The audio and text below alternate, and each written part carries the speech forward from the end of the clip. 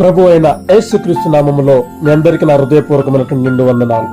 ఈరోజు దేవుని వాక్యం, ఆయన నిన్ను ప్రేమించి ఆశీర్వదించి అభివృద్ధి చేసి దీవించును. ద్వితీయోపదేశ కాండము 7వ అధ్యాయము 13వ వచనం. ప్రభునందు ప్రియులారా, ఈరోజు దేవుడు మనతో మాట్లాడుతున్న మాట, ఆయన నిన్ను ప్రేమిస్తున్నాడు. తన అమూల్యమైన ప్రేమను నీకు చూపుతున్న దేవుడు మన యేసయ్య. నువ్వు అనుకోవచ్చు, ఈ లోకంలో ఎవరు నన్ను ప్రేమిస్తలేదు అని, నేను ఎవరికి నచ్చడం లేదు అని, నన్ను ఎవరు ప్రేమించినటువంటి ఘోరమైన స్థితిలో నేనున్నాను అని. కొన్ని సమయాలలో సొంత తల్లిదండ్రులే ప్రేమను చూపినటువంటి స్థితిలో నీవున్నావా?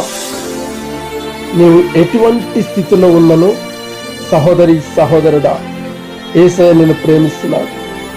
నీ కొరకు ప్రేమతో తన ప్రాణమును అర్పించిన దేవుడు.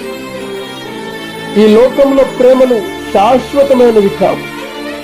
నీకు ప్రాణాపాయ స్థితి వచ్చినప్పుడు ఈ లోక ప్రేమ తన ప్రేమను నీ కొరకు త్యాగం చేయదు.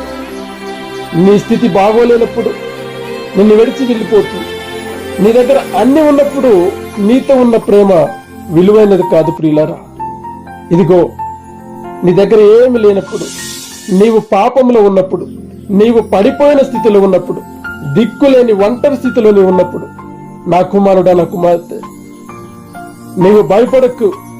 ఇదిగో, నేను నీకున్నాను అని నీ కొరకు రక్తము కార్చి నీ పాపములను కడిగివేసి తన అమూల్యమైన ప్రేమను చూపిన మన యేసయ్య ఈ దిన మరలా నీతో మాట్లాడుతున్నాడు.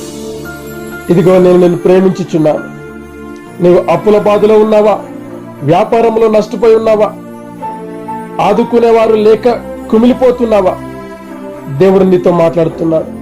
నేను నిన్ను ప్రేమిస్తున్నాను. నేను నిన్ను ప్రేమించుచున్నాను కనుక ఇదిగో, నేను నిన్ను ఆశీర్వదించబోతున్నాను, అభివృద్ధి చేయబోతున్నాను. ఇదిగో, నేను నిన్ను దీవించబోతున్నాను.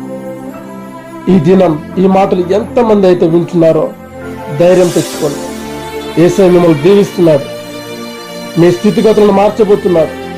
నీవు నమ్మగలిగితే ఈ కార్యములు నీ జీవితంలో చూస్తావు. ప్రార్థన. ప్రభువా, ఈ దినము ఈ మాటలు వింటున్న ప్రతి ఒక్క బిడ్డను మీరు జ్ఞాపకం చేసుకోండి.